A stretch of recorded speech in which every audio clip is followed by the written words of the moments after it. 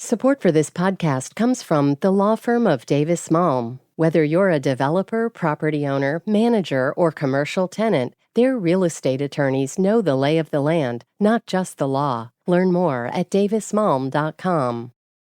WBUR Podcasts, Boston.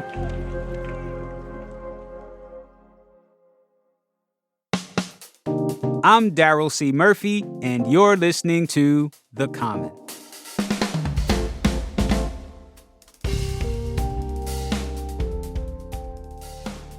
Andrea Perdomo-Hernandez, welcome back to The Common. Good to be here.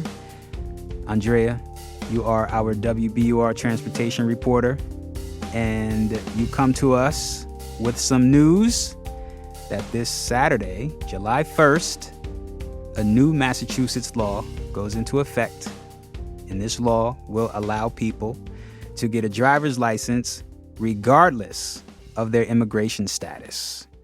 So, Andrea, break it down for us. Tell us what's going on. Sure. So the official name of the law is the Work and Family Mobility Act. It was passed in 2022, so last year, legislative session. And really what it does is exactly how you said. Regardless of a person's immigration status, they can now go to the RMV and they can get a standard driver's license. So normally, right, before this law, to get a driver's license in the state, you would have had to have shown proof of like citizenship or like that you were a green card holder or something like that. So that prevented thousands of people that live in this state that don't have any kind of legal status from being able to go ahead and get a driver's license. And now, how many people will be able to get a license? How many? So I've seen a lot of different estimates. Like the Pew Research Center says that there's like 200,000 plus people that live in the state that don't have legal status. The Mass Budget and Policy Center released a report saying that like 45,000 to 85,000 people could possibly get a driver's license under this law by 2026. So within the first 3 years of this law, like 80,000 plus people could possibly get a driver's license under this law. Wondering what will that do to traffic in the state, especially in the Boston area, or will it make a difference?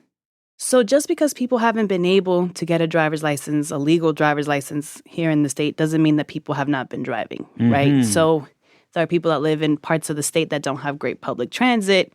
We know that people need to take their kids to school, that people need to go to medical appointments, they got to go to the grocery store, they got to go to church.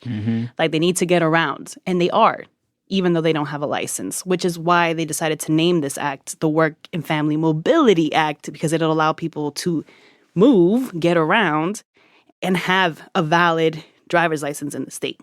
One of the sponsors of this bill is like Senator Brendan Crichton. He's a North Shore Democrat. This is about road safety just as much as it's about, our moral obligation to treat everyone equally. Our roads are safer if everyone is operating under the same set of rules.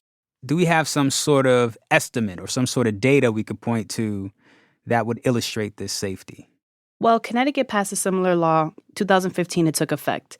And that state has seen hit-and-run crashes decrease by 9%. Okay. So it's not entirely clear if there's like a direct correlation, but they do have that information available. And some people use that statistic when they point to like, it could make roads safer. Other places are seeing crashes or hit-and-run accidents decrease. Now, Andrea, I know you talked to some people for this story. Tell me about some of these people and the differences that this will make for them. So we talked about like just because people don't have a valid license doesn't mean that they're not already on the roads. In Massachusetts, I think it's important for people to know like not having a valid driver's license is actually a criminal offense. So if you get pulled over without having a valid license, the police can tow your car, you could get arrested, you could be fined, you could even go to jail, right? So this is a big deal if you get caught without a driver's license. So people who get behind the wheel know that there are some grave consequences if they don't have a valid license. Do those consequences include deportation? So I'm not too familiar with immigration law, but it's my understanding that like if you do have some kind of criminal offense, it doesn't help. It could raise a couple of flags and could possibly jeopardize your ability to stay in the country. So I did speak with one person. Her name is Louisa. We're only using her first name because of her immigration status. She weighs all of these possible consequences every time she gets behind the wheel. Always When I enter the car, I pray to God, say, please help me during the day because I have a son, I have a family, so please stay with me. I hear that. So, Andrea, tell me the differences between a license under this new law and, I guess, a regular license, if I can say that.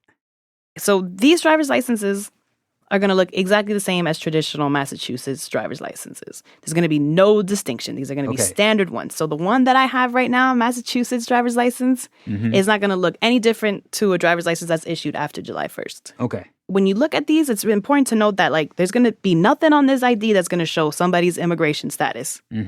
And advocates and supporters of this measure were really adamant about that. They fought for that because other states have driver privilege license that do kind of allude to somebody's immigration status. In Massachusetts, it was really important to the supporters of this measure to make sure that there was no distinction to prevent any kind of possible harassment or discrimination against somebody who might have a different legal status or doesn't have any kind of status at all.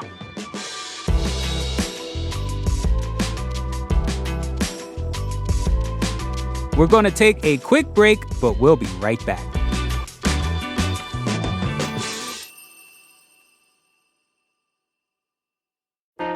Politics has never been stranger or more online, which is why the politics team at Wired is making a new show, Wired Politics Lab. It's all about how to navigate the endless stream of news and information and what to look out for. Each week on the show, we'll dig into far-right platforms, AI chatbots, influencer campaigns, and so much more. Wired Politics Lab launches Thursday, April 11th. Follow the show wherever you get your podcasts.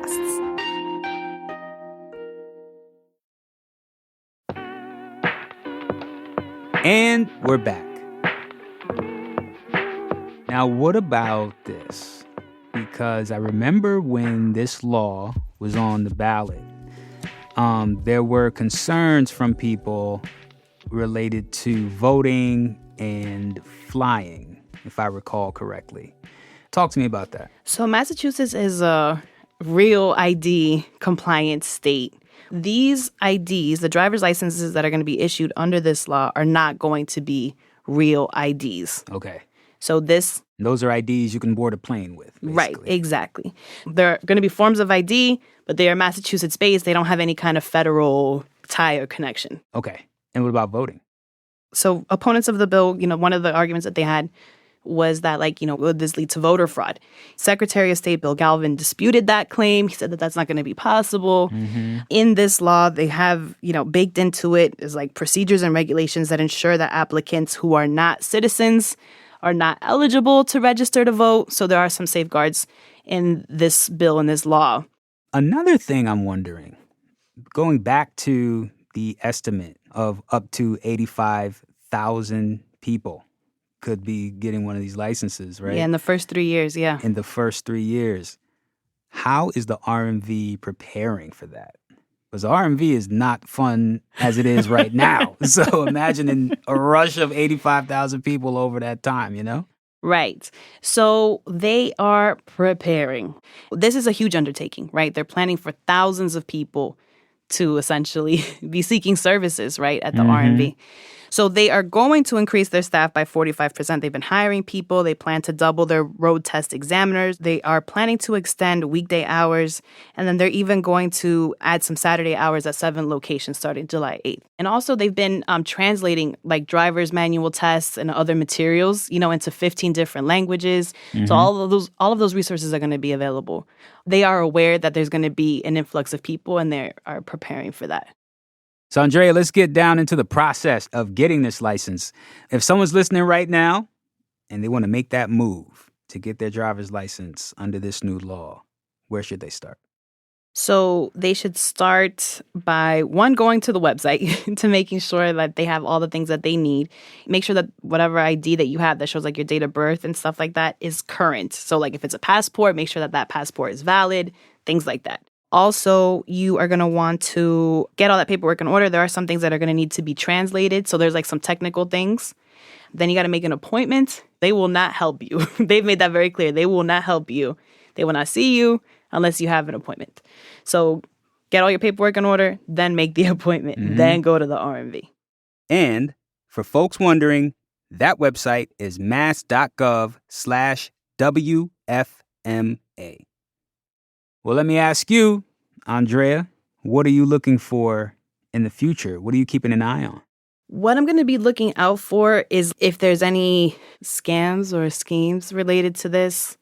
This is already kind of like vulnerable people, and there's always, there's always somebody that's trying to make a payday. Like, hey, if you pay me X dollars, I can get your paperwork together for you. Like, because there are some components, like you have to get your documents translated. They can't just be translated by anybody. Like, there's certain requirements for the translation of the documents, that affidavit, getting it notarized and stuff like that. I'm going to be interested to see, one, how many people do come forward to take advantage of this. Like, are we really going to see these thousands of people? And it's a new law, too, right? Yep. Like, I was talking with Rep. Souza. She's a rep down in Framingham. She's from Brazil. She was saying that, like, this might be a little bumpy. The rollout's going to be a little bumpy. She compared it to, like, the COVID vaccine rollout, right? Like, that initially it was hard to get an appointment and it was hard to find the stuff. But eventually, smooth, It'll work itself out. Yeah, exactly. So Senator Crichton said that they're going to be watching to make sure that if there are improvements that need to be made, they're ready to make them, to make it as accessible and to get as many people as humanly possible to participate in this, because ultimately the more people that are licensed, the safer the roads are going to be. And that's what they want for everybody. Well, folks, make sure you make that appointment, get your documents together, and I guess see you on the road. Andrea, thank you so much. Thanks, Daryl. That's WBUR transportation reporter Andrea Perdomo-Hernandez. And that's our show for today. Thank you so much for listening to The Common. Are you excited for this new law to go in effect? Hit us up. Let us know on Instagram at WBUR The Common, or send us an email at thecommon@wbur.org. And now, it is that time for me to let you know that The Common is produced by Caitlin Harrop and Franny Monahan. It's mixed by Emily Jankowski, Matt Reed, and Paul Vaitkus. And it's edited by Samata Joshi and Ben Brock Johnson. And our theme music is Me from Hisu. And from the newsroom of WBUR, I'm your host, Daryl C. Murphy. I'll talk to you soon.